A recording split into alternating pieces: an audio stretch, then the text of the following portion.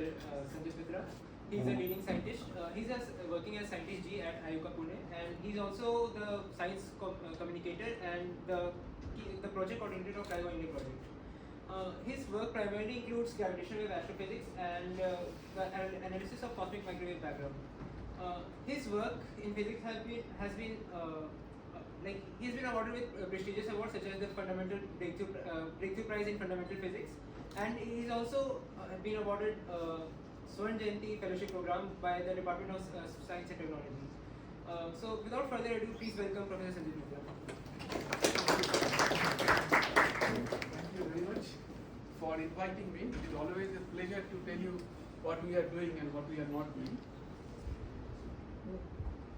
So by the way, one correction, I am the science spokesperson for LIGO-India, which is and a project coordinator for the project at IUCAA. So you will come to see what exactly all these things mean. It's too complicated, right? I know. So before I start, okay, this is the serious part. What happens when you give a talk like gravitational wave astronomy, etc., is that you have to cater to a broad spectrum of audience who may not have heard it before. So I have to, for example, start with giving you some idea about general relativity, because otherwise you may not get anything out of it. So then what happens is that the whole of this talk becomes pretty much like repeated of what I have given before, and that kind of online content you will get there. But then what to get out of these talks is, if you ask questions, you have specific questions, then that will be the best thing, because then I can answer that specific question because you asked me. Okay? So this is where it will become different from other talks. So often I spend a lot of time after the talk asking, giving questions, like answering questions, etc. But on the other hand, most of these questions what you would ask, probably everyone else would benefit from that. So it is better that you stop me and ask the questions in between. That will be better. So of course, in like 1 hour talk, you cannot cover the whole thing. This is impossible basically. We do workshops on this, like 1 week we spend on gravitational waves. But I will try to highlight different things, various challenges, and especially focusing on what is going to happen. So which you may be interested in if you want to get into this sort of field, or explore at least. So let me start with general theory of relativity. I mean, I guess like many of you did not have this course before and so on, but don't worry about it, and you will not understand it from this one slide that what whole general theory of relativity is about. But there are some interesting things there. The thing is that, see, at some point in early, like let's say 1900s, people thought that we understand everything in physics. Okay, we can predict like when the next eclipse is going to happen. We understand a lot of many laws of physics, etc.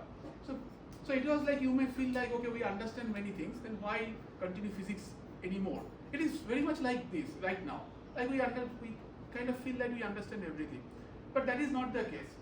And when you challenge physics, carefully, not just making arbitrary questions, then new things happen. And Einstein did that, and that is where the primary problem is. I think many of you probably know what general relativity, or at least the special theory of relativity does. That if you just take a charged particle and accelerate the particle in a uniform electric field, the particle is going to, in a normal classical theory, the particle is going to, velocity is going to increase with time, and then at some point it will exceed the velocity of light. But with special relativity that does not happen, and this is a very interesting problem to solve, that what exactly happened in special theory of relativity. Okay.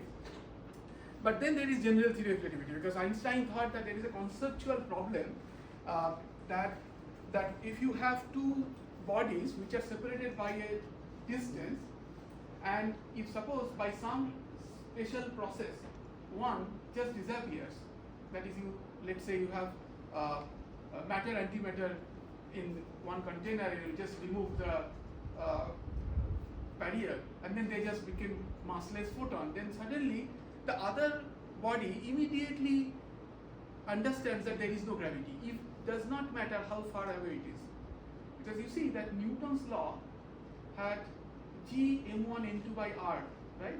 There is no time there. So if you just remove one mass, the other mass will immediately feel that. That goes against the principle of relativity. This is like a philosophical question. Can really gravitational information travel at infinite speed? It cannot. And that is what that is what the basis of general theory of relativity is. And once the theory was proposed, so far all the tests that has been done has passed this theory. Maybe at some point it will break at certain limit. And gravitational wave research is about finding out that at what limit general theory of relativity breaks down. Okay, and this is where the part I said in the before comes. That when you start challenging something, maybe something new comes, or maybe we will know that no, general theory of relativity is the perfect theory. It does not need any modification at any scales, which of course I doubt.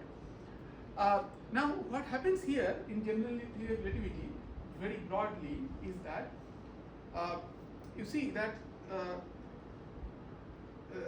So when you look at the motion, if you look at Galileo's experiment, that when you drop some objects, the motion of that object is independent of its mass or the material it is made of, and so on. It is almost like when you shine a laser light or any light. Okay, you have a lens and you shine a light, and you see that it just follows a path which is almost independent of the property of the light. It is kind of like geometry, right? That you know, if you remember still, I mean, that this lens equation, this 1 by u plus 1 by v or something like that equal to 1 by. See, there is no property of light mentioned there. Okay, so it is kind of like geometry. So Einstein proposed a theory which sort of is geometry. That is, gravitation is presented not as a normal interaction like between Coulomb particles, you know, like charged particles or so on.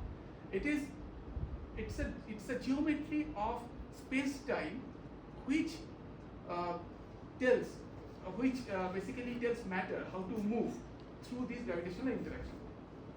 Now, so this is in Wheeler's work. Wheeler was Feynman's advisor, that space-time tells matter how to move and matter tells space-time how to curve. Okay, so this example I will write in terms of gravitational waves so that you understand this, and then I will move on. So just imagine that there is this stretch of rubber sheet. You have seen this before. You put a heavy object inside in that rubber sheet and it curves, right? That curvature is determined by this heavy object that you placed in the rubber sheet. Okay? It is like matter telling space-time how to curve. Then you take a small ball bearing, which is like a test mass, and you roll in that curved geometry. Then it will follow that curvature, right? I mean, it will follow move in a certain way.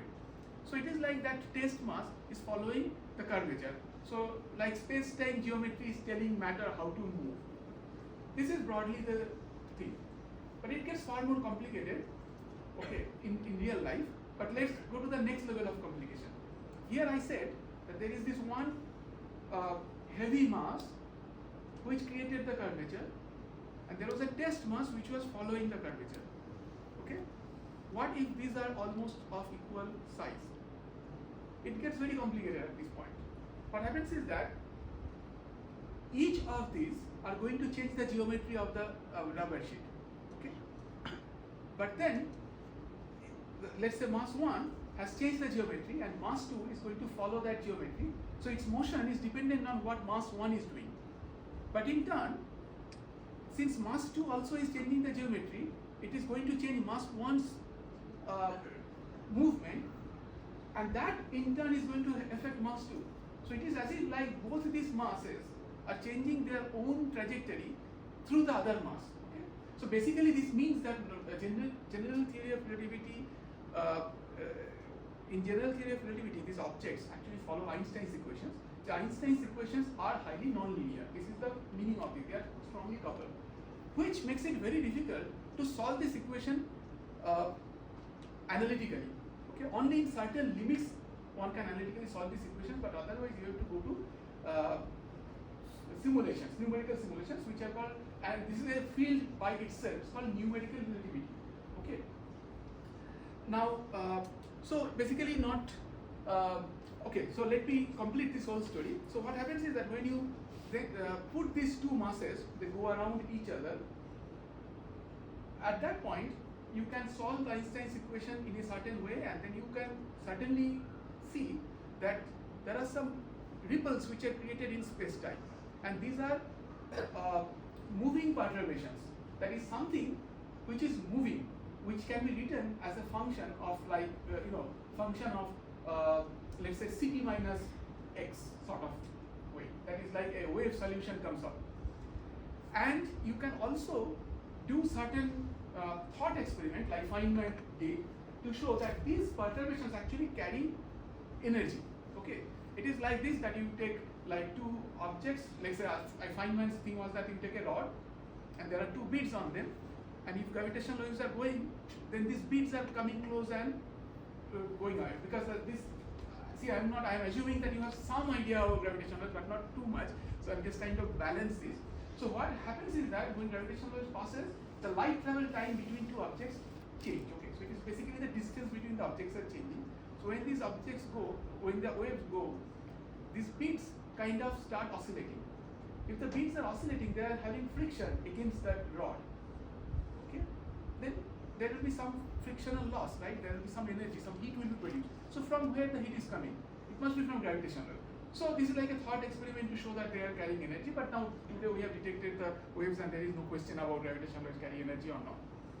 But then what happens is that when these objects go around, they lose energy, so they come a bit close, because you have to compensate for the lost energy, because ultimately in some ways the total energy is conserved. When they come closer, their period, the orbital period goes down, like the inner planets in the solar system move. The period is smaller than the outer ones, right? And you can, it can be easily seen from these two gravity problems, which you will solve. You must have solved somewhere. So then, if the frequency goes down, frequency goes up, the period goes down. This system starts emitting gravitational, starts losing energy at an even faster rate, okay? Which makes the amplitude also larger. So in the end, you get a wave whose frequency and amplitude both are increasing with time. This specific kind of feature comes also when birds chirp, so which is why these are called chirp signals. But then eventually a time comes when these objects come very close, okay, and they touch each other. Okay? When they touch, this process becomes much more complicated than what I said, and then people use numerical relativity to solve this thing. And then finally a bigger black hole forms. Basically, black holes are objects from which even light cannot escape, which is predicted by general theory of relativity. That is the other prediction. Now, if two such things come, it is like two sort of Mercury blobs coming together and then touching and then making one. Okay, so then there is a common sort of horizon form, and then that is of pretty weird shape. Slowly, it starts emitting energy and settles down to a single black hole, and that process is called ring down. It's a damped harmonic oscillator, like like you have seen these bells where if you do this ting, then it just, this is the ring down part. That also can be sort of handled analytically. So this is our story about gravitational waves, and I can tell you one more thing. Since we already created this nice picture, you see that I said that when these guys touch each other, essentially that is the maximum frequency attained. After that, the frequency actually stops. So if these objects are bigger, then you can see that their distances will be larger when they touch. And what happens is that for smaller black holes, the gravitational waves are higher frequency, but the larger black holes vary, like the sizes of black holes are very, very widely different. Okay, for example, like the stellar mass black holes, which we talk about generally, like 10 solar mass, that is like 30 kilometers in am I saying it correct? Probably 30, yeah. 30 kilometer in radius. Yeah, and then the bigger one, maybe a factor of 2 here and there. But the bigger one, the the ones in our galaxy, and you have seen this Event Horizon Telescope those are 10 to the 9 kilometers. Okay, it's like millions to billion kilometers. So it's not very much larger. So the variation is very large. This is a crucial point when we are talking about the future of gravitational astronomy.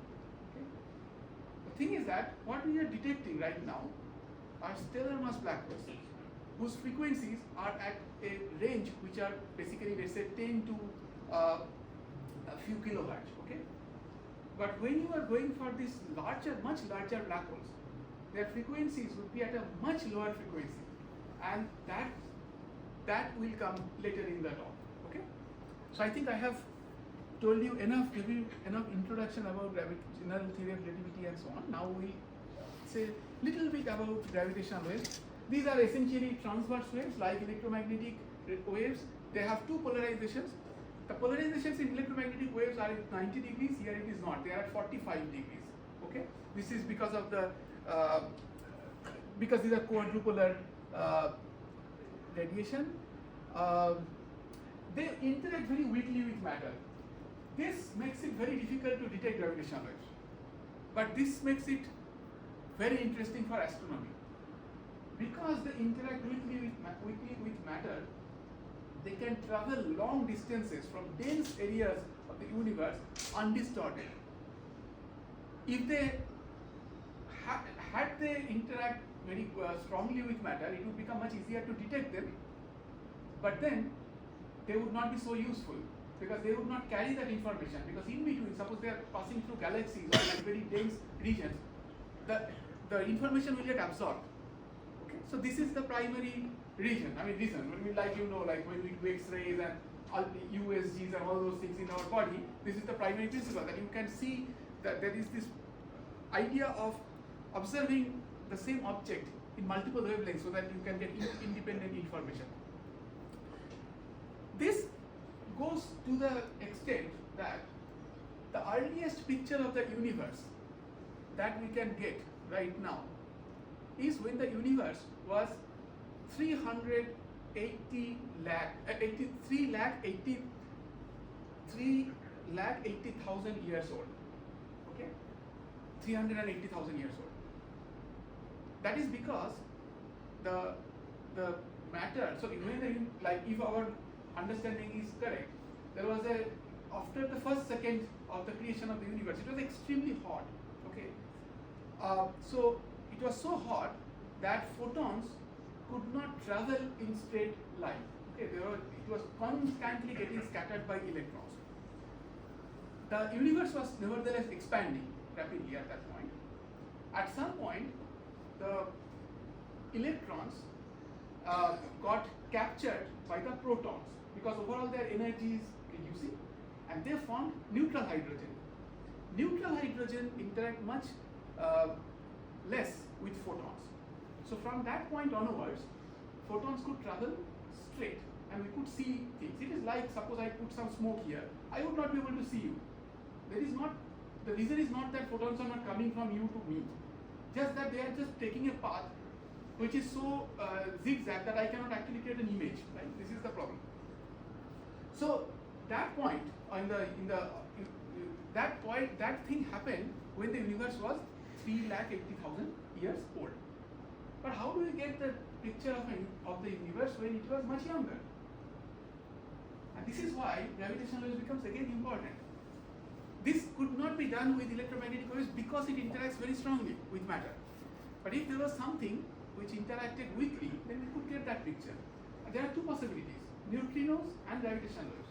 Okay, there is a lot of work going on with neutrinos, and gravitational waves carry a fundamental signature of the earliest moment of the universe. It's during this period called cosmic inflation. I will come to this, when half of the expansion of the universe actually happened during that time.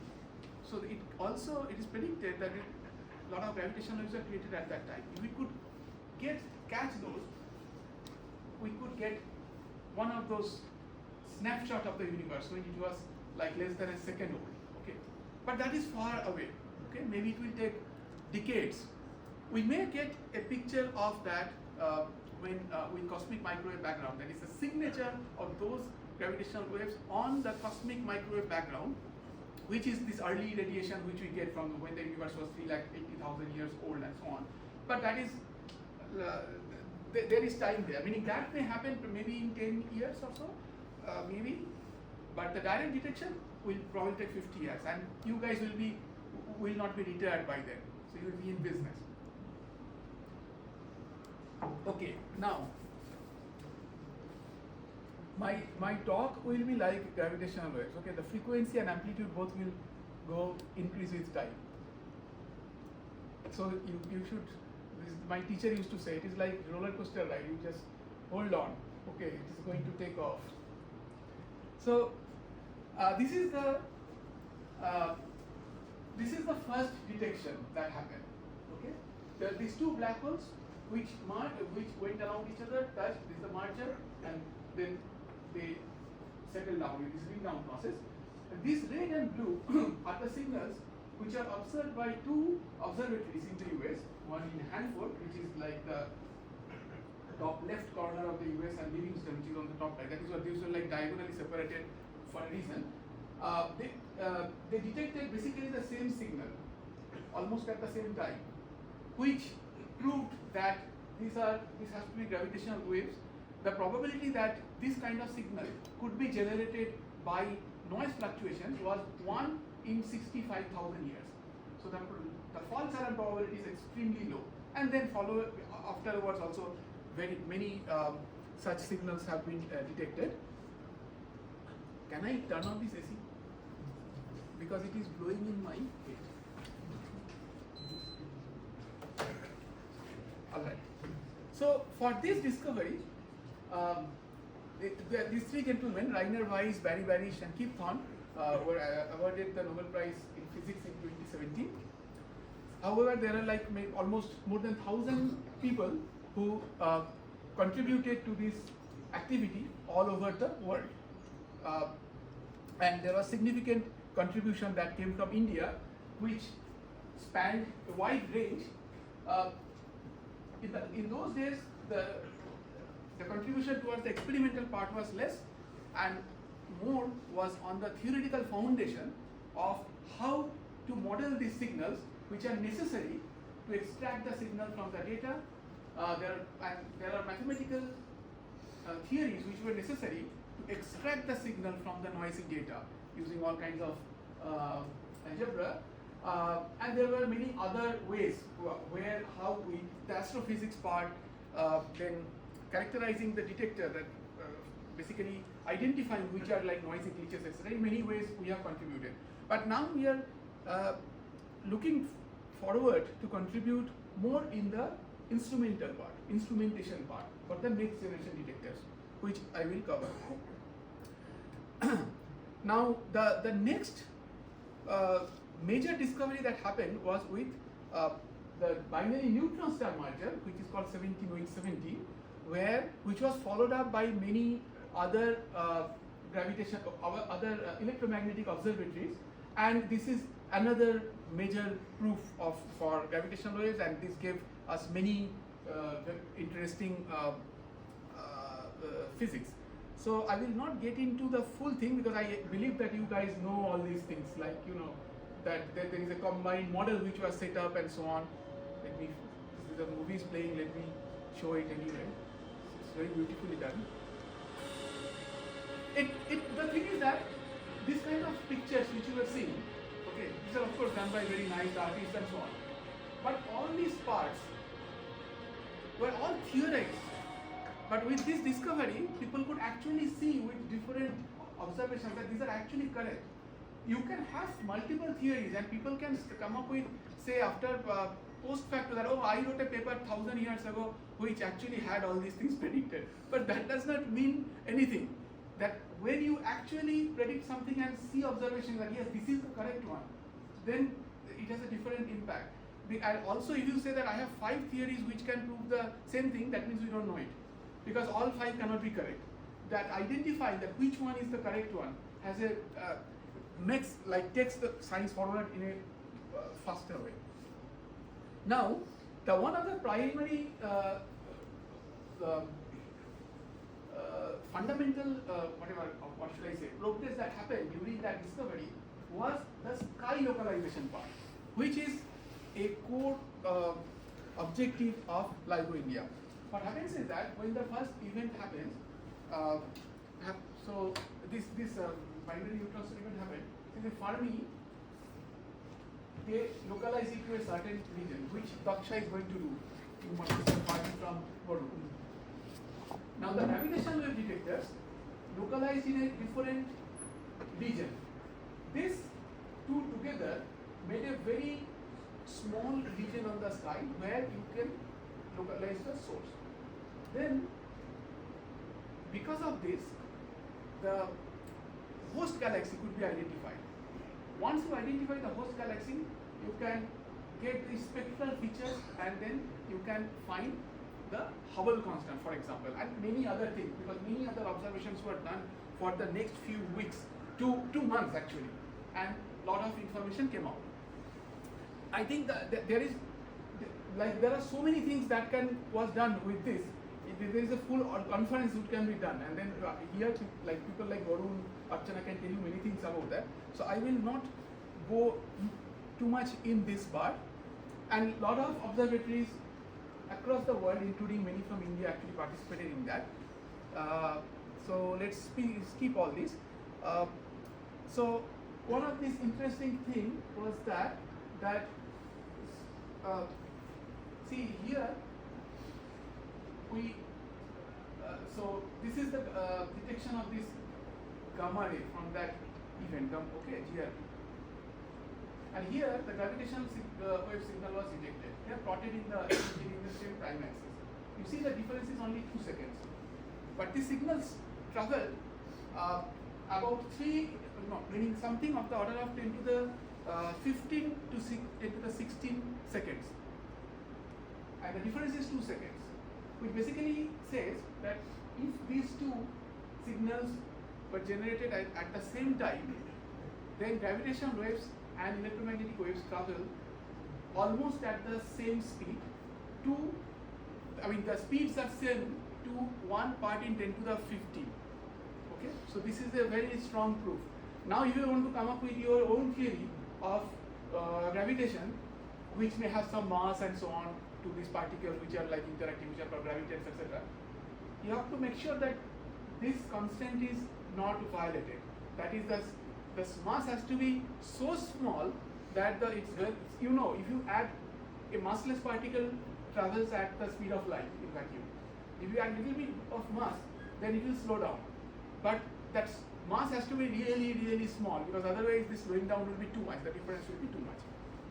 So does that mean that both of those waves were launched at the same time, or is there any? No, that we cannot say. This is the problem. Okay, so this is the assumption. I mean, you are asking all these fine things. There are fine things. That assuming that these two generated exactly at the same time, if there is a process which, if suppose, because you see that we are only seeing something far away and we have only one detection so far. This is where the problem is. And it is like if you have some disease, you go to a doctor and doctor looks at the X-ray and starts thinking like what might have happened, because there is only one very limited information about what is happening in your body. So this is also similar thing.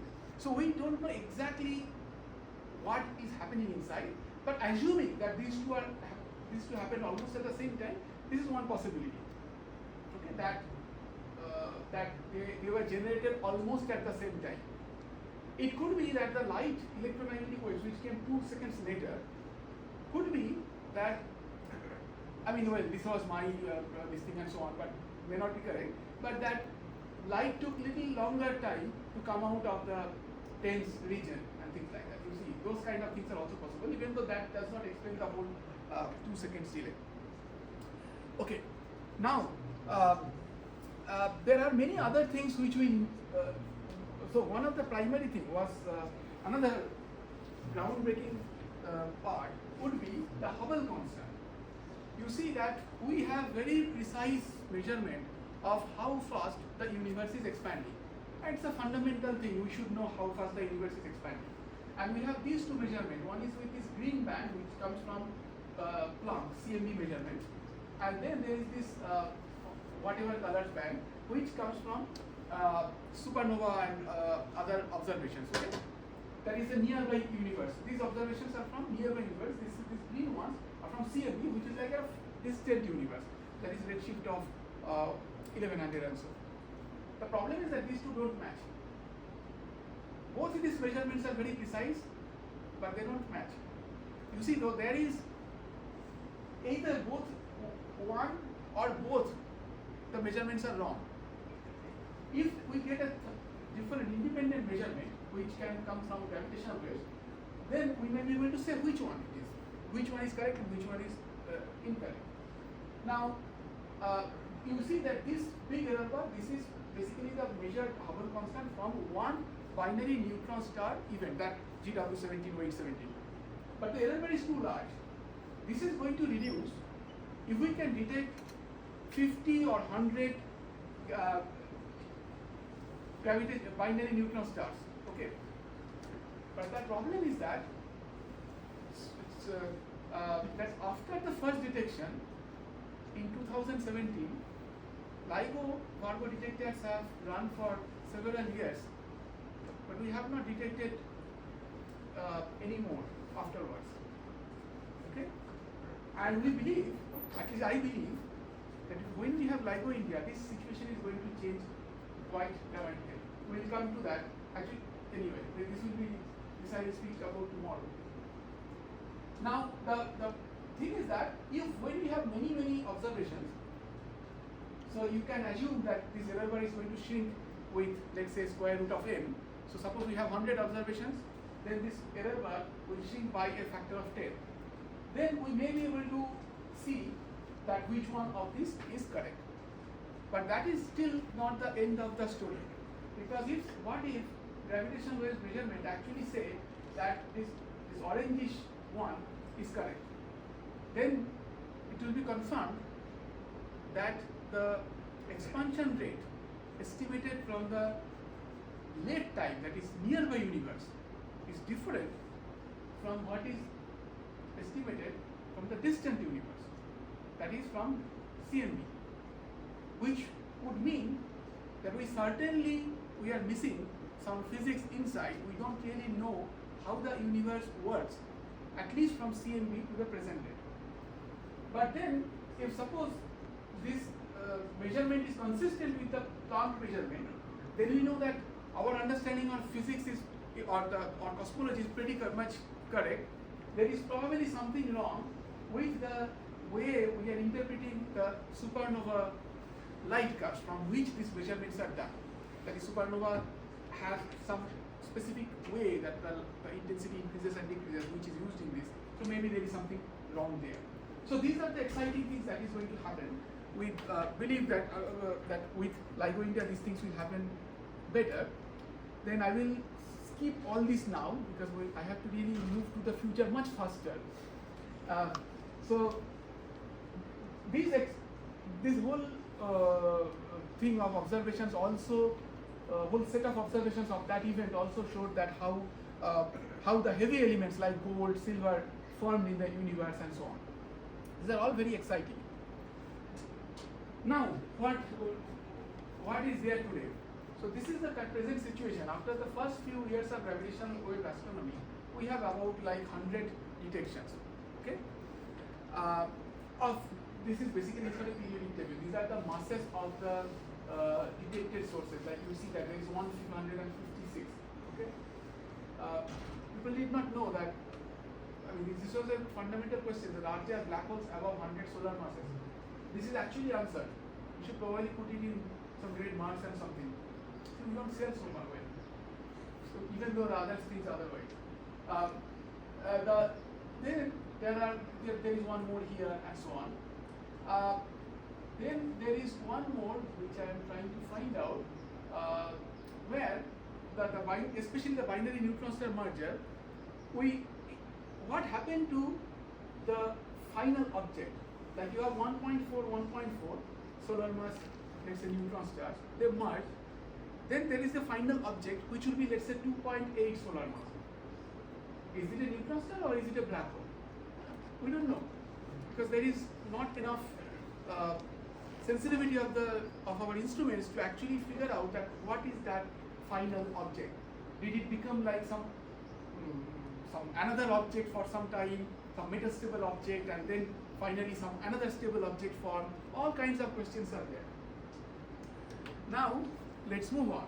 So this is the this was till the third observing run of the LIGO detector, and today these detectors are taking a break, because what happens is that the detectors run for a while, they give data to the astrophysicists, and while they are busy analyzing those data, the detectors are upgraded to the next sensitivity level. So right now there is a break during this fourth observing run, and this is here we stand. There are 81 significant detection candidates, many of I think most of which I believe will become real detections, and then there are these low significance candidates, which is like more than 1600. So you see that if you see this one, you see that we had total about 100 detections in the first few years, and now in the last few months we have almost of the other 100 detections. Okay, so this is like this happens when there is an exponential growth. That you will see that the present rate of detection, let's say the number of sources detected per year, is proportional to the number of sources detected so far. So it's like d and dt is proportional to n. This happens when we have an exponential growth in the detection. That's what we are observing here, and that is not so surprising. So basically what I want to say is that we have really started this new field of astronomy. It is moving exponentially fast at this point, but it's basically we are at the very beginning. You will see that it's really where we are, it will be shocking. We will come to that. And there are many unanswered questions. Each of these will take several PhDs to solve this problem. Like where, when, and how do these black holes and their binaries form? It's right now whatever astrophysics we do, things are put by hand. You choose the simplest model so that you can write the papers faster. But we don't know the actual.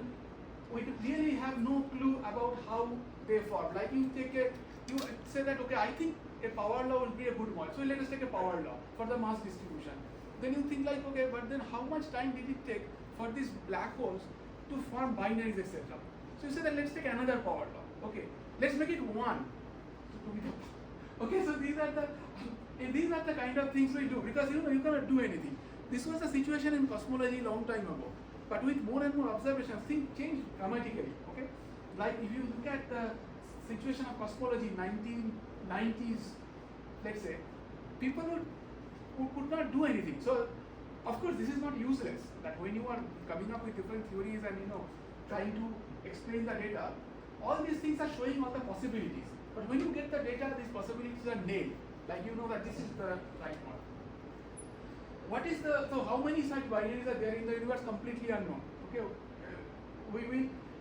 since we are right now limited to very nearby universe, we don't know exactly how many are there when we go to the most denser part of the universe. I will go there. I will show you a picture. What I mean by that.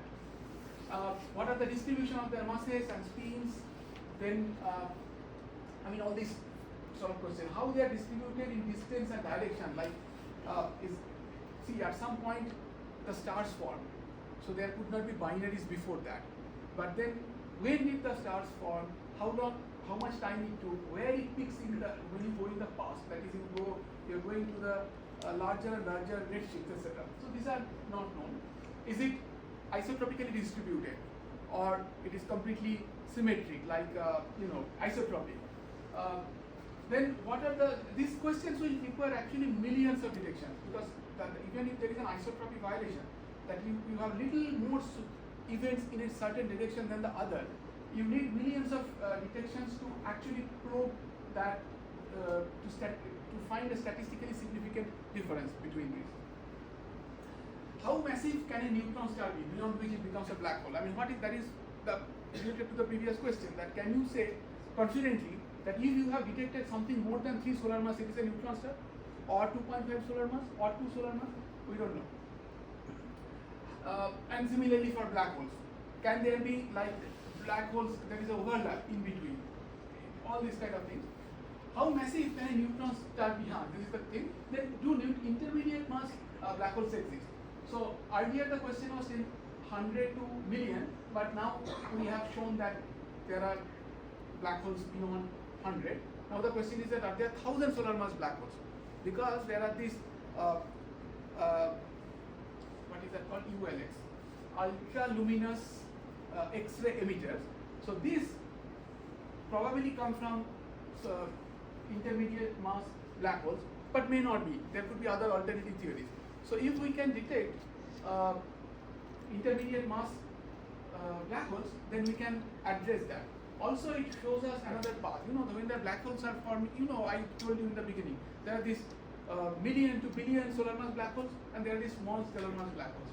One possibility is that in the very early universe, all these huge black holes formed, okay? Or maybe at least the seed black holes formed and they grew. There is the other possibility that smaller black holes keep merging and then they form a bigger black hole, which is the hierarchical scenario. Which one is correct? Or if there is a mix of them. So all those things we have to answer. And then, of course, is general theory of relativity the ultimate theory of gravitation? This is, of course, a very fundamental question. Then what is the correct value of Hubble constant? We talked about it. So all these questions are there. It's not that gravitational waves astronomy will answer all these questions, but it will provide a crucial component along with all the other fields of astronomy, like information from electromagnetic astronomy, neutrinos, etc. By combining all this, we may be able to address many of these. This is the hope. Okay. And now coming to that point, that where we are at this point, you see that this is the frequency axis. Okay. There are these all kinds of sources at very different frequency bands which are predicted astrophysically, and there are many detectors which are also proposed or developed in various frequency bands. Now where we are? We are in this band, and we have detected essentially a handful of transients there. These are not even persistent sources. This is really the beginning of this. There is a hint of some a stochastic background in this band. Okay, I will come to that later on. This is all. So what is remaining is spanning this whole set of frequencies and looking for different kinds of sources, including persistent ones. It's a very long journey. It will take decades. And probably this field will continue more than a century or so, if not more. This is where we are now. But the thing is that what are the immediate next steps? First of all, we have to build a network of detectors. Right now, effectively, 2 detectors are very sensitive, LIGO detectors. There is a detector in, that exponential thing is going to work. So there are these 2 detectors which are the most sensitive right now. There are 2 detectors in Europe, one called Fargo, which is again a 3-kilometer detector, I'll come to that. And there is a geo detector where a lot of technology development takes place there, even though its sensitivity is not so high. And there is another detector in Japan which is coming up, which is called Praga. The thing is that these detectors have not been able to match the sensitivities of the LIGO detectors to the extent which was expected. So they are far below right now. LIGO-India is proposed to be built by 2030. The thing is that LIGO-India's target sensitivity, because it is going to use the same technology, is supposed to match the LIGO US detector's sensitivity at the time of operation. So this can be one of the most sensitive detectors in the world when it comes online. Okay? This will have a significant effect in the in sky localizations and so on. So let's see. So what happens is that this is like the GPS satellites and so on, that when you have 2 detectors, you can only by looking at the delay in signal arrival, you can localize a source only on a ring of the sky. Okay, you can see that, like, suppose there are two detectors and you have a ring because like there is all are on a sphere. So you from anywhere on this sphere, if on this circle, suppose there is a circle and there are two objects here. This could be far away, this could be nearby, but from all these points, the delay will be the same. Okay, it need not be that the signals are arriving at the same time, but the delay is going to be the same. You can draw it and you can define it. But if you have a third detector, then you can actually localize it. You can say that okay, the source is actually there, which is very important, because ultimately you need to follow up those sources with electromagnetic telescopes to get much more information that you need. Without that also you can do many things. Okay, I cannot get into that right now, but Hubble constant estimates, etc., you can do purely based on black hole binary observations when you have a large number of them, and the sky localization is still very precise. But let's not. So you can ask Varun to talk to or Archana that how that can be done, or even these guys can, PhD students can tell you about how to do it. But let's move faster about this thing. So why LIGO-India becomes important is that one, I say that the sensitivities are going to be the same as the US2 detector, so they will be equally sensitive. Plus, if you look at the baseline distance, see, this is the map, this is the Earth, this is the North Pole, this is America, and this is India. So the light travel time is more, it is in like milliseconds. Okay, so you have to multiply the light travel time into the velocity of light to get the distance. So this is like 10,000 kilometers and this is like 3,000 kilometers. Okay, so the resolution, which is determined by this distance, it is like you will probably learn in your courses something called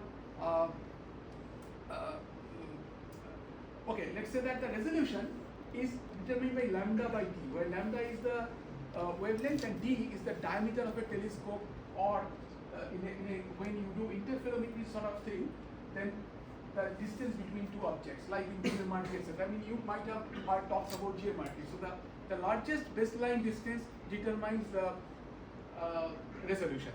So not only LIGO-India brings more baseline. See, there is Hanford, Livingston, and Fargo. There are three detectors, let's say, okay, of similar sensitivity. So you have three baselines: HL, LB, HB. When you add Indian detector, you see they get three more: HI, LI, VI. So the number of baselines double, and the baselines are also, on the average, are almost factor of 2 more. So these two things together, you get an enormous enhancement in sky localization capabilities. Okay, so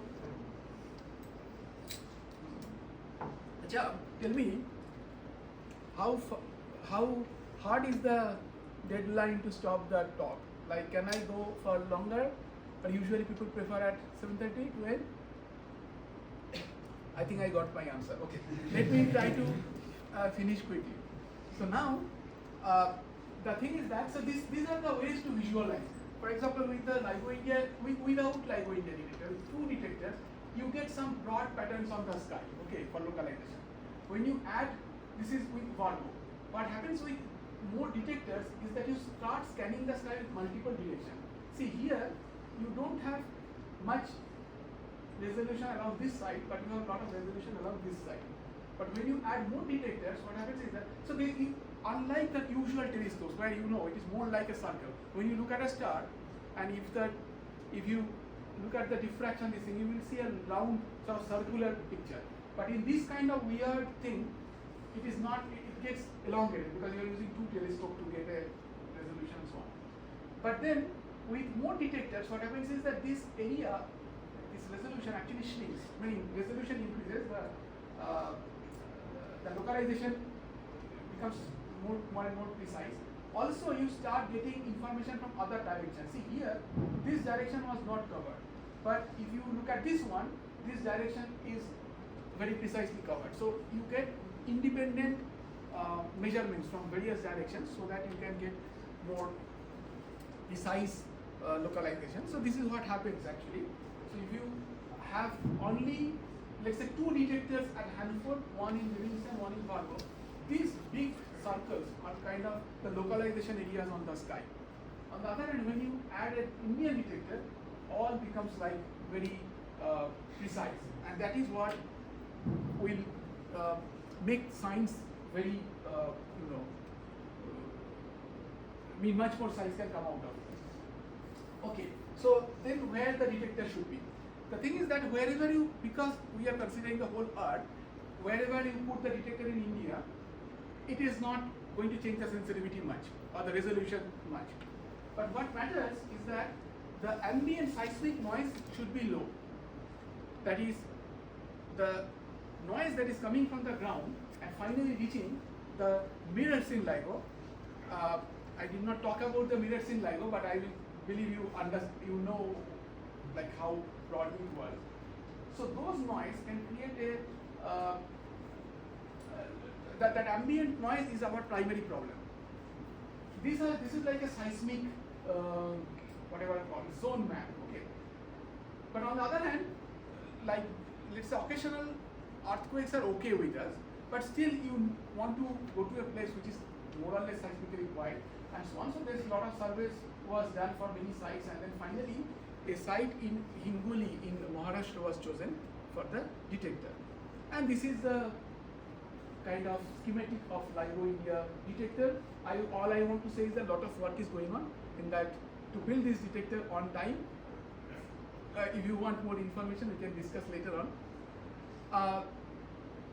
Now, I will actually skip this because I believe Archana has covered all these things. But if you have a question, I can come back afterwards. Okay? This is so. But I would say, should I explain? Yes. So what happens here is that when gravitational waves fall on a ring of particles, the light travel time in different directions change between those particles. So basically, when the plus polarization falls on this ring of particles, it does this kind of shape. And the cross polarization turns it at 45 degrees. I told you, right? Polarization is at 45 degrees. This is what it means. Now, if you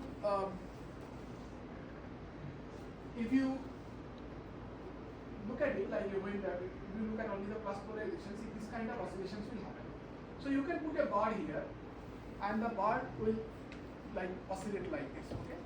Or even better, you put a Michelson interferometer here.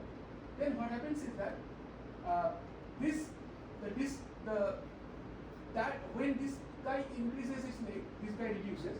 So the total difference actually amplifies.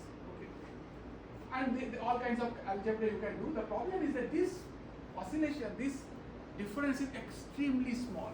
It is 1 part in 10 to the 21. Okay, it is that small. It is a strain. That is a fractional change. So then how do you do that? Which is why you have to have a much more complicated gravitational Michelson interferometer. Okay, it is very long, 4 kilometers, and each of the components is like this big. Okay, and all these components have many small subcomponents which lead to various phases and so on. I will okay. Let me tell you something interesting. That what should be the length of a gravitational detector. Okay. So you in the previous calculation, I did not want to go into it, but you can show that the number is lambda by 4. Okay, it is like 1,000 kilometers.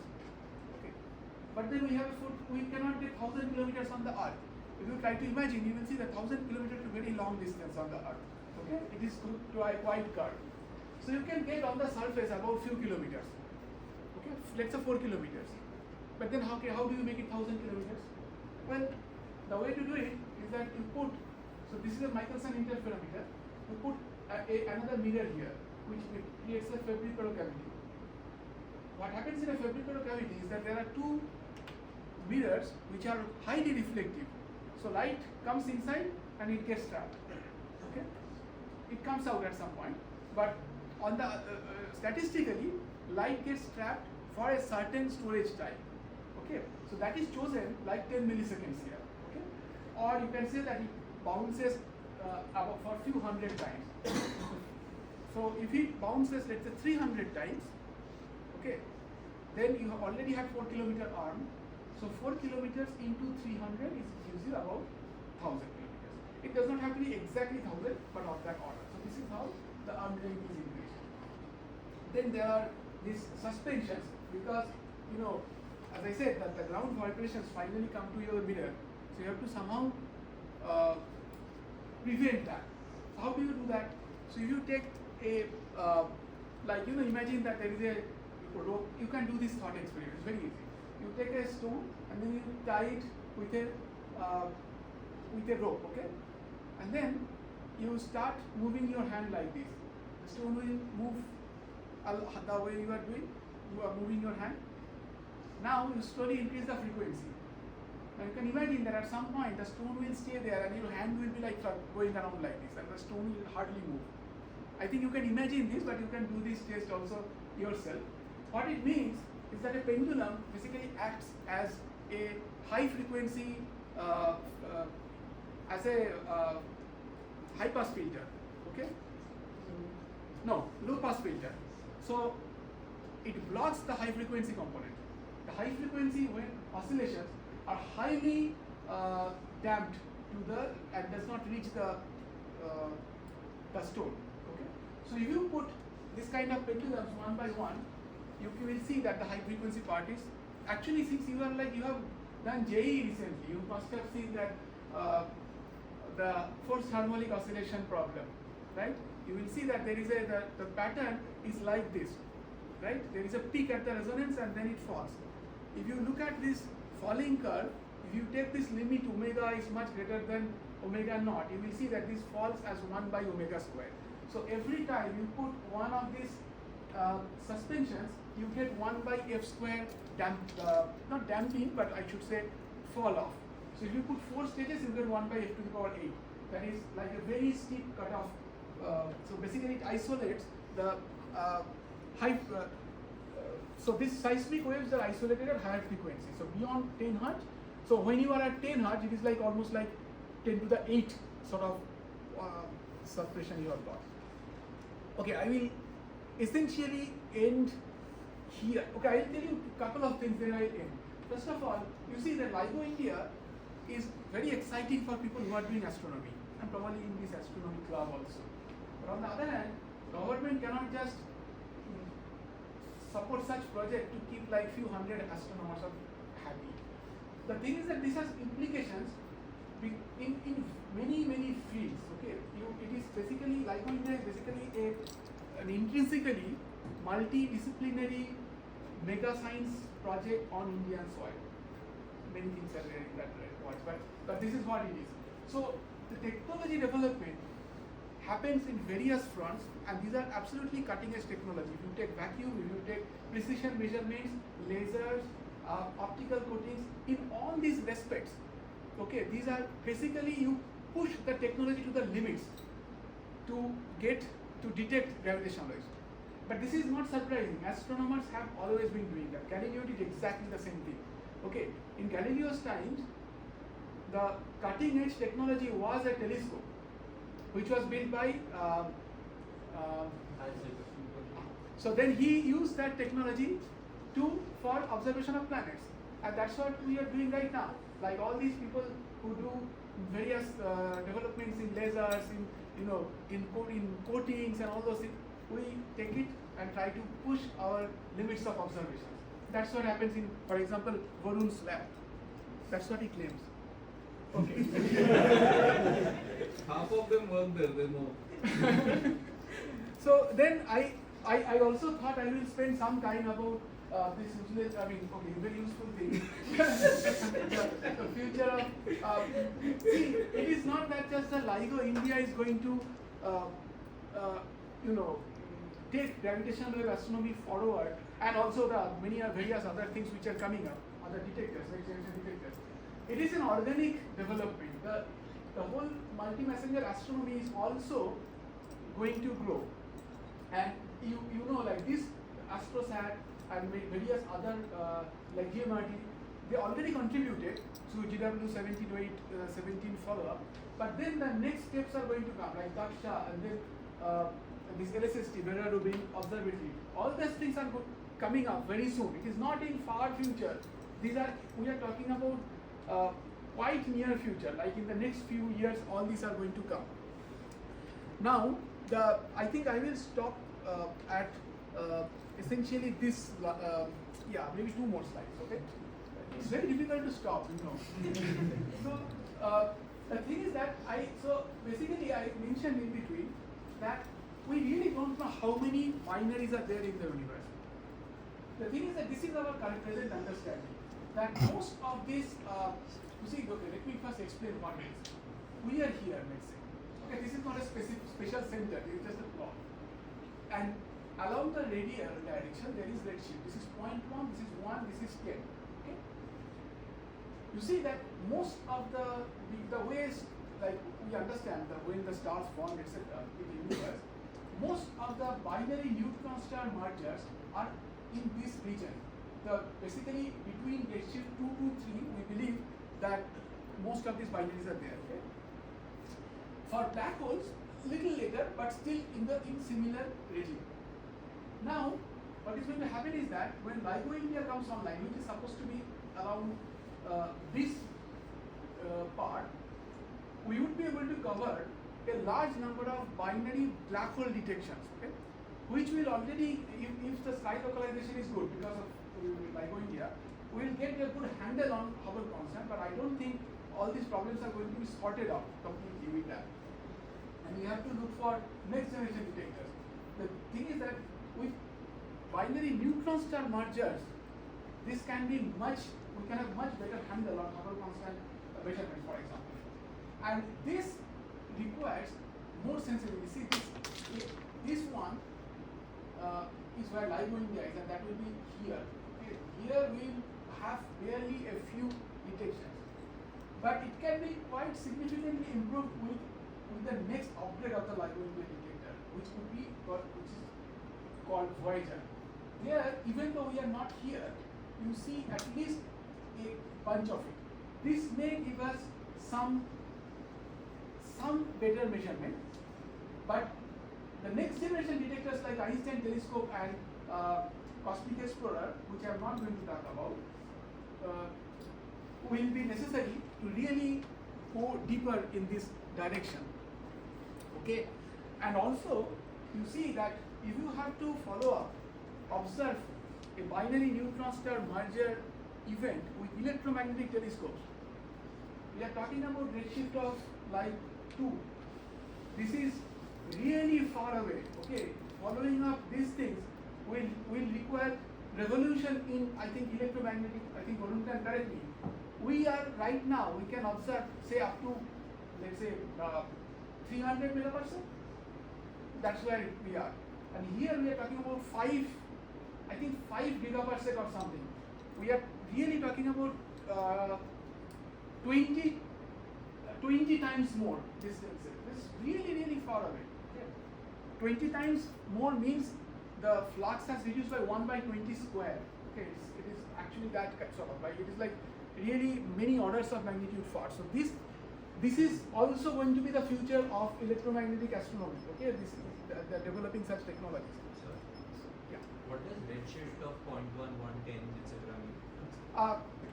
Okay. So redshift basically, see, if suppose we know that the universe is expanding, right?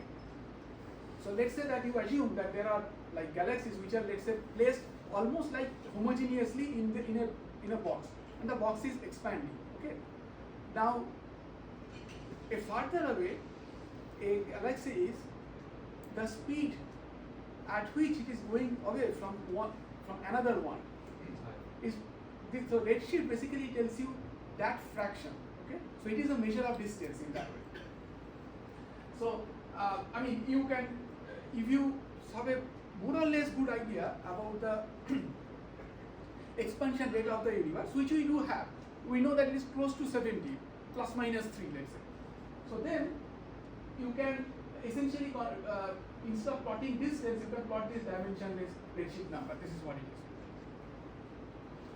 This is not perfect because the whole model may be wrong, but we know that broadly it will be correct for this kind of cartoon. Now I will not get into that interesting technology that we can do. I will say one thing. finally we have to make maps like this. See, these are the maps of the universe in different wavelengths in electromagnetic astronomy. In gravitational waves, we just have few transients so far. Map is very far away, and also we have to do this in many various frequencies. So now let me see where I should stop. So let me show one more thing that I should show everywhere, including tomorrow. And you see that these are the future space-based detectors which are being planned. This is called LISA. Okay, LISA is the purple one, and there is a Chinese mission which is also proposed there. These are kind of coming in 2035, okay, or maybe 2040. They will be launched. LIGO-India will be here, like this is beyond this, but kind of in this region, which will be coming again in 2030 also. These detectors, this Einstein telescope possibly, these are basically being planned right now, and they probably will be operational in 2040s and things like that. Now there is this region in decihertz. There is no missions which are moving forward at this point. So India can play a very significant role here, because with LIGO-India we will generate a lot of manpower who can will be jobless afterwards. After LIGO-India is built, what are they going to do? Okay. So, and then we have a very good space program. So you have to think about them. So this is the right step. We use them. So they, after like in 2030, we should build this. And I mean, and somebody has to do it, like in the world. And who is going to do it if not us? We are in the best position to do it. So this is where I will stop. Okay, I will not take more time. So this is another way to represent whatever I was saying, that we are right now just some transients here. It's like you can say Galileo has seen planets of Jupiter, some satellites of Jupiter. That's where we are. And the whole field of astronomy is, I mean, with gravitational is remaining. Okay, I will stop here.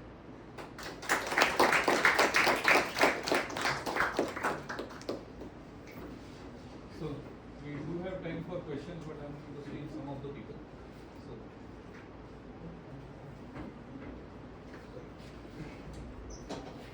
Yes. I have a question. You spoke about the location of LIGO-India as Hingoli, Right.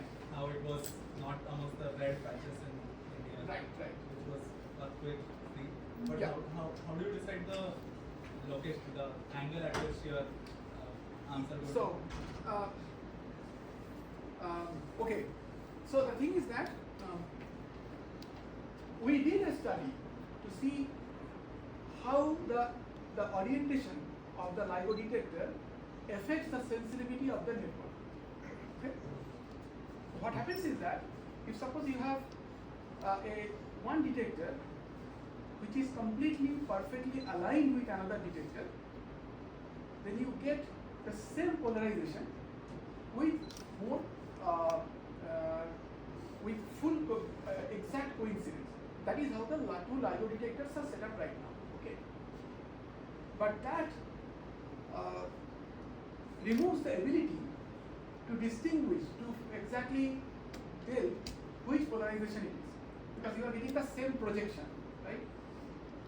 If the detector is perfectly misaligned, that is exactly at 45 degrees, then you can resolve the polarization best, but you lose the coincidence part. So suppose a signal was coming with a certain polarization, then you will miss that.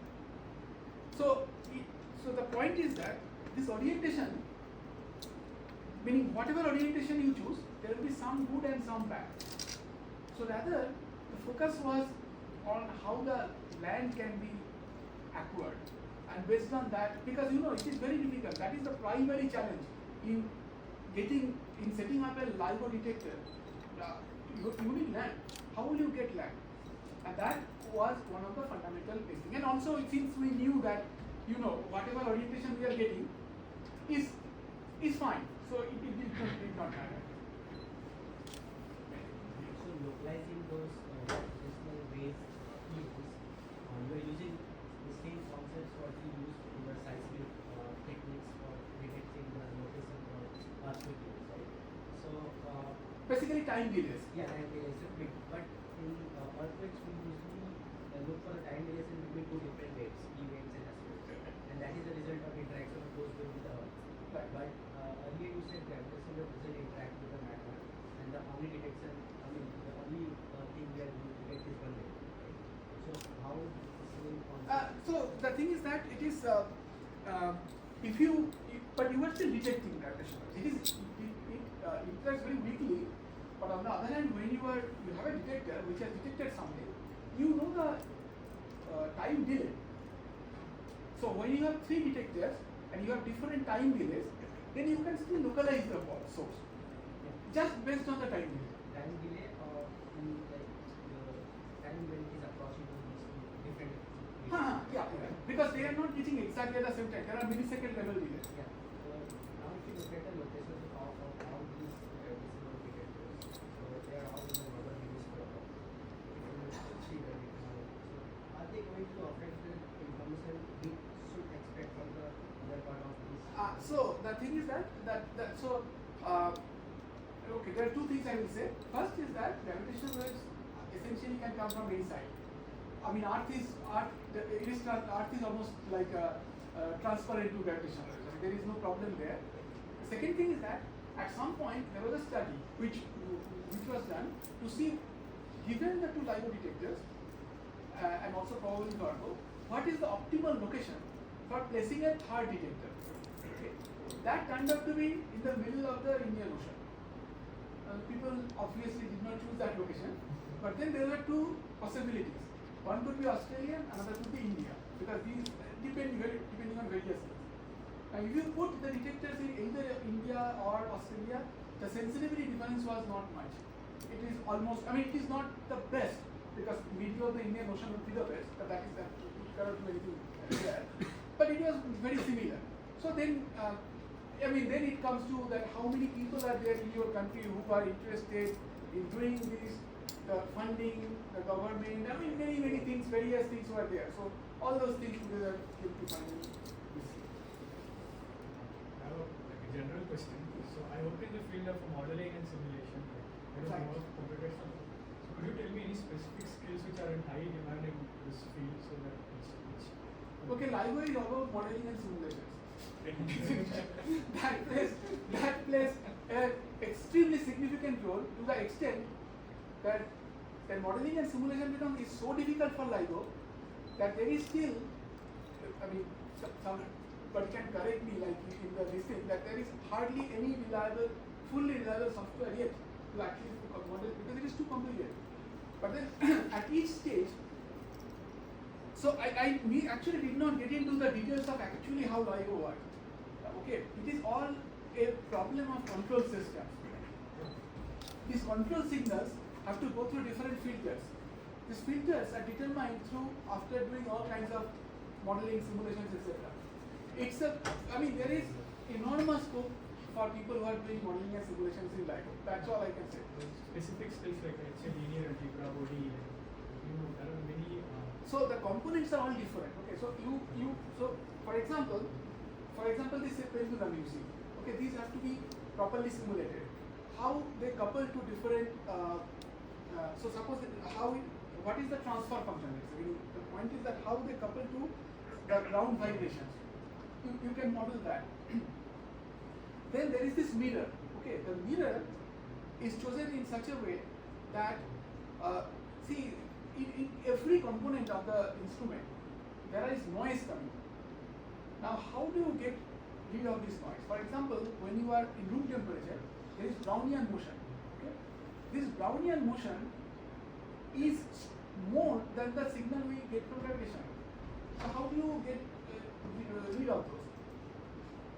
The resonance frequencies are chosen outside the band of these detectors. Okay? So for this pendulum etc., it is like at 1 hertz or 0.75 hertz. There you choose. For these mirrors etc., you choose at megahertz. So that, and it's very high quality factor, so that most of the energy is actually in those outside the band etc. Then comes the modeling and simulation part, because these parts, all these parts are actually coupled. So now you basically simulate this system. So, and also for each one of these hardware, there is this standard simulation software called console etc., which are used, and then there is SolidWorks. So every part is different, like how you are choosing, and for every part separate simulations are needed. So there is no specific thing that there is only one kind of simulation. So there are, this is the situation. As a follow-up to what he asked, next month we are hosting a study hub at IIT Bombay, which will talk about gravitational wave data analysis. So this is hosted at a bunch of places in India. So where the name is Gravitational Wave Open Data Workshop. So anyone here, you heard about gravitational wave in general, but if you want to know more about the actual data analysis that goes into finding those gravitational wave signals, then reach out to Krittika for more details for that workshop. The dates are 19, 20 and 21st April. And these things usually are not limited to gravitational waves. You may be able to apply it in other things also. But this is kind of like fun learning. Initially you said that there is 2-second time delay between that. So the time, the electromagnetic signal that is in gamma rays that we are measuring, right? So that gamma rays are released at the time of collision or before that, before like they get distorted? Actually, to be honest, nobody knows. But suppose it was after, during the collision, what is happening is that, let's say that the final product is could be a black hole or not, anyway, let us not get into that. When there is a collision, most likely at that point, this heavy neutrons, meaning this neutron soups of, what should I say, this fluids of neutrons actually collided. Most likely the gamma rays were emitted at that time. There is also very strong tidal interaction. I don't know, Varun would be able to say more? Tidal no, so very likely they were, so the explosion begins at the instant of collision, but then it is like lighting Diwali pataka, right? Your instant of explosion is not the brightest. It takes visually it seems the same of course, but it takes a fraction of a second before it reaches peak intensity. So it takes some time, and the other problem is that, as you were saying, there is tidal disruption as the neutron stars spiral together, so there is a lot of dust. So the initial flash does not actually penetrate. So it takes a small amount of delay before that thing can reach you. But to give context, by the way, the event was 120 million light years away, right? So suppose they were created together, even then the fractional change between speed of light and speed of gravity is 10⁻⁻70. Yeah, that's what I told them. That is like very small, but even then, but no. So the thing was that somebody asked that, but that is based on the assumption that these are coming at the same and that is true. But there is an assumption. It looks like a reasonable assumption, but we cannot. It is also consistent with our current numerical simulations and current theoretical understanding that a small delay of an order of few seconds is expected. So is it consistent with all the observations that we see? We have only one. All the observations of one image. So it is. I mean, that is why we need many. I mean, this is like too early to say. So what is the major computation difference between building a next generation detector and O3 and O3? So now the question is that That will be another 1 hour talk. I think we will have to wrap up. Let me try to say very quickly. Okay, the thing is that one is the length, which is limited. If you can get a longer length, it is better. The masses of the mirror, if you see, let me say a little bit because there is a lot of interesting things. The thing is that suppose you increase the laser power, then the shot noise goes down. Like that photon counting noise, which ultimately is limiting your DC. But if you increase the laser power, then what happens is that the laser is hitting a suspended mirror, and at that power, this mirror is actually vibrating because of this laser power. So you need to make that mirror much heavier, so that this vibration, because of the radiation pressure fluctuation goes down. When you are sending a bunch of photons, there is a 1 by square root of n radiation there. That creates a fluctuation. So this has to go down. You need to effectively, to reduce Brownian motion, you better cool the mirrors, because otherwise how will you do it? When you try to cool the mirror, okay, the same material you cannot use any longer, because the materials are also chosen so that the operating points, you see, I don't work exactly in this, but what I understand is that the operating point where the way material is chosen is such that the rate of change of thermal expansion at that temperature is kind of like zero. That is, it is like a stable point. But if you change the temperature, that same material will not work. You have to use a different material. But then the same laser does not work anymore. You cannot use the laser we used, 1 micron. It has to go through 1.5 or 2 micron. So you see, it is like everything changes at that point, because you have too many freedom. Then one of the primary noise source, which I actually had a slide, so maybe I can just show you. I thought that one of the interesting challenges I will show you is that this one. You see, what happens is that we have been talking about the seismic noise which comes through the suspension point of the pendulum. But there is Newtonian gravity interaction, right? That is not, that when you are talking about the sensitivity which is like far beyond even LIGO, which can detect like one, smaller than the size of a proton, this ground vibration, which is always happening, you can imagine that there is vibrations here, right? These vibrations are creating mass fluctuations, some mass is going up and going down. So suppose I am a detector, there is a distance change between me and that ground vibration. At that sensitivity, and this is independent of the masses, meaning the force that you feel gets divided by the mass, right? Force is proportional to the mass, and then you divide by the mass, so the gravitational interaction is independent of the mass. So this vibration comes to the mirror. That is the seismic vibration. You cannot shield that. This is the problem. Seismic vibration you can shield, but this Newtonian interaction you cannot shield. So how do you go about it? So the way it is done is proposed, not done, is that you put an array of seismometers across. Okay. So and you assume that the vibrations that will come to this, because of the direct coupling, is called the Newtonian noise, because it is from Newton's law, is correlated to these witness channels. If you know what is witness channel, so basically these are monitors. Then you filter that with an adaptive filtering to reduce that noise, and it is assumed for all the next generation detectors that this noise will be reduced by a factor of 10. That is only 90%, 10% will be allowed, 90% will be cancelled. But nobody knows how to do it yet. These are all proposed things, and these are simulated, but in practice we have to see how it is done, how it should be done. So one more question. So as you have said that 4 kilometer length is an ideal, okay, reducing that 720. No, not ideal. It is 1,000 kilometers. 1,000 kilometer, but we are reducing to because land was not available. Yeah.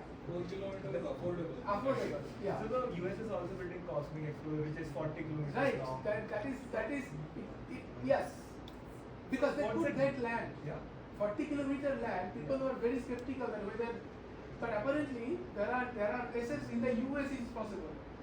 It is like I saw this quote in Texas, I think, that in Texas people measure land in miles. This is the kind of thing. In US there are places where you can get that kind of land. Forget about it. I think you cannot just think about it in India.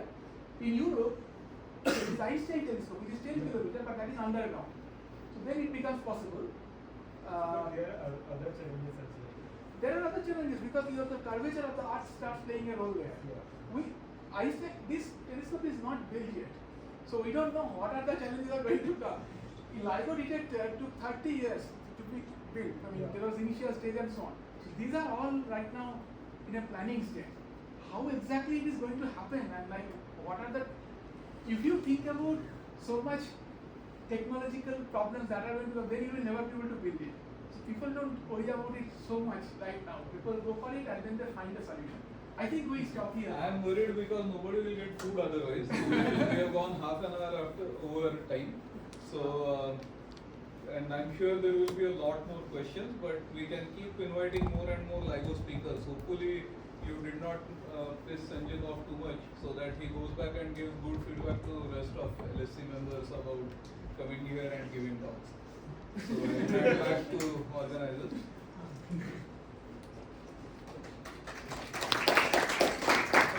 I would like to thank Professor Mitra for such an insightful talk, and also I'd like to thank the people for coming despite being a Sunday and asking such questions.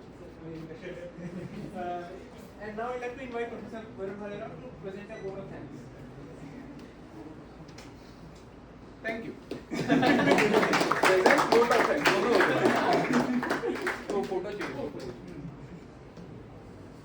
So you are gifting me or I am gifting you? It doesn't matter. It is like Symmetry.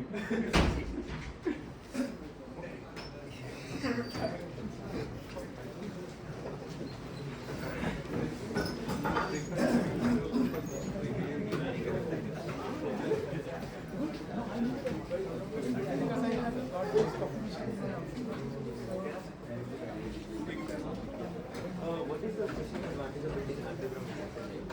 The seismic noise goes down because the seismic surface noise, which creates is also the since the surface right, and you are getting more Newtonian noise. But bottom, if you go underground, the density is also the same. Basically, you have high wave. Actually, the density calculation is so it is better. But then underground has different challenges.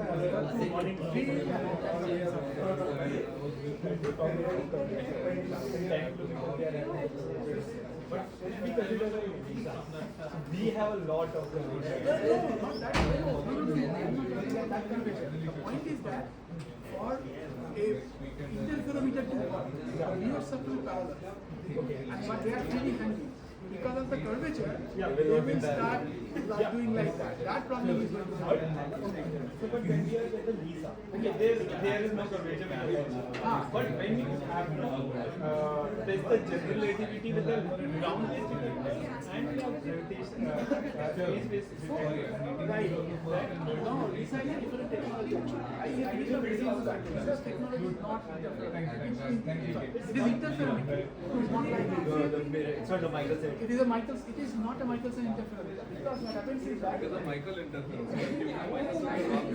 So we see the lasers actually don't stay completely parallel. So for these linear kilometers, actually the laser expands.